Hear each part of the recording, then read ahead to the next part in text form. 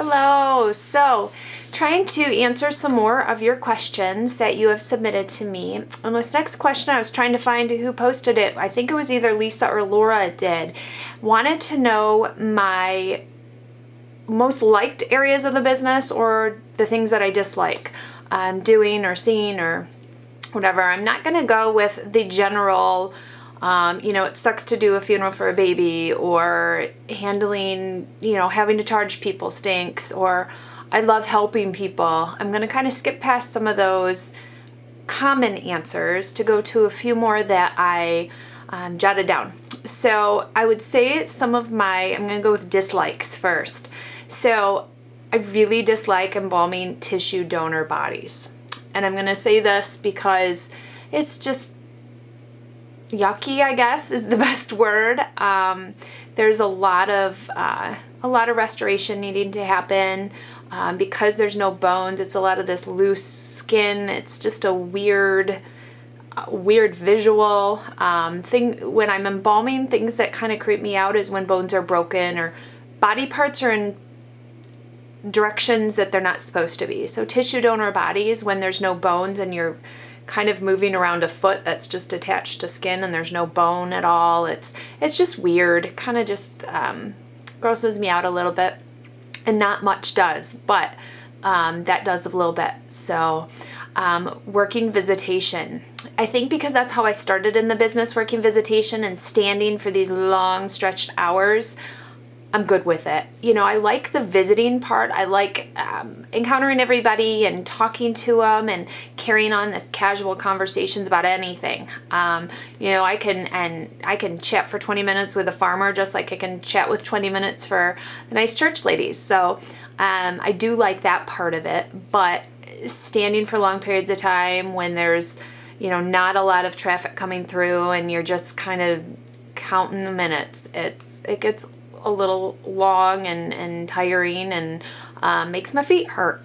So dealing with insurance companies, it's a hard way to keep patience when you're trying to deal with insurance companies who are trying to hold on to their money and they don't want to give you information and all you're trying to do is help the family. That gets really frustrating. Having to tell families that their insurance policy has been canceled when they don't realize that the policyholder had canceled it, and that they don't have the money they thought they had, that kind of sucks. That's a moment that sucks. Or when I'm working with a family and, so every funeral home wants to serve every family, but it's not always a match. Every family and every funeral home don't match up. The personalities may not match, and financially they may not match. So sometimes we have to have a very honest conversation with the family that they might be better served at another funeral home because their financial needs may be met, whereas maybe they need to go to a direct cremation, very low priced place because that is what would match their needs. Or some funeral homes don't accept the government assistance. There's not much there with government assistance, but some funeral homes don't accept it because it is such a hoop jumping process and you get very little from the government and the family gets quite stressed out actually by the process. So that is always a hard thing. So some funeral homes don't accept that. So if I'm at a funeral home that doesn't accept that, we have to tell the family that, and they want to use that little bit of money that they are able to get, they are then referred to somewhere else. And yes, I will try and help them find another funeral home to go to. It's not, oh, we're done with you, just leave. We want them to try and be accommodated somewhere else. At least I do. So those are some of my dislikes. Some of my likes. I like the challenge of every day being different. You could have some off-the-wall situations with a death where you're trying to figure out how to do the embalming with this new challenge, working with different kinds of families. You're working with every segment of the population. So people with every kind of hobby, every kind of interest, every kind of family dynamic. You've got the wives, the girlfriends, the 6 baby mamas, the just everything off the wall, snapping turtle hunting hobbies, and just all sorts of craziness. And I love that. I love learning about all these different, segments of the population that you just don't encounter any other time. And I think that's so fascinating. And I love all those little factoids. I'm a factoid person. I like little tidbits of things. And so getting to know a little about all these different things is really fun. I love to serve veterans. I love taking care of veteran families and honoring the veteran and taking care of them. And that's always just a warm the heart day and moment. And I think at the end of the day, just being that person's person. Sometimes people come in so lost, and maybe they didn't have kids and they don't have a lot of family and they don't have a lot of friends, and they were just kind of a homebound with their spouse, and they come in when that spouse dies and they just don't have anybody. And I like to be that person for them, not just the funeral director, but helping them in those first moments, and helping them a month later, and calling and checking on them, and just trying to be that person for them that's there. So I like to do that. And I wanted to share one more.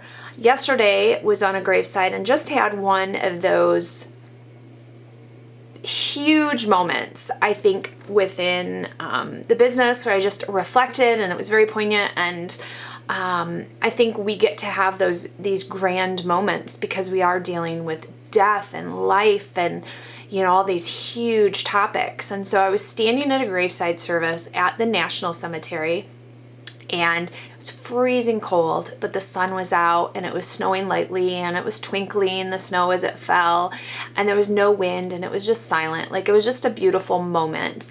And it was an African-American family, and until recently, in the last year or so, I had not dealt with a lot of diversity within the families that I had served. It was pretty one playing field in terms of race and things. And so and religion a lot, I hasn't had a lot of diversity in religion. So we're standing at this graveside, and they were going to play taps. And so they say, if there's anyone who is a veteran or active duty, please stand and salute during the playing of taps.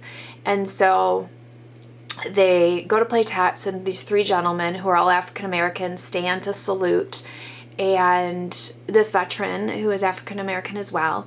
And I got a little teary-eyed during the playing of taps. And this may sound stupid, and I'm fine with that, but I think in light of everything that's happened in our country and everything, just seeing this moment where the flag is such an equalizer, and when it's laying on a casket, it doesn't matter the race, the religion, the gender of who is inside that casket.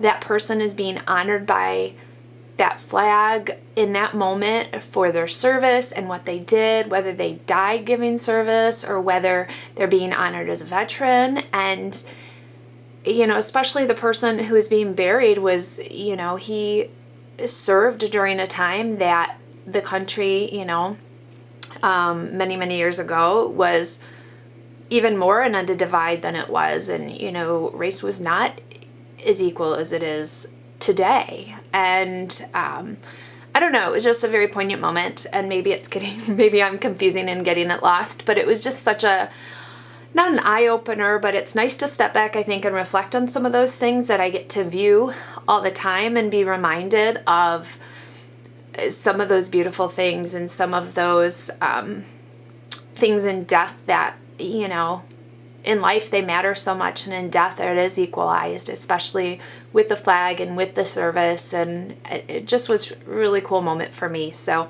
wanted to share that.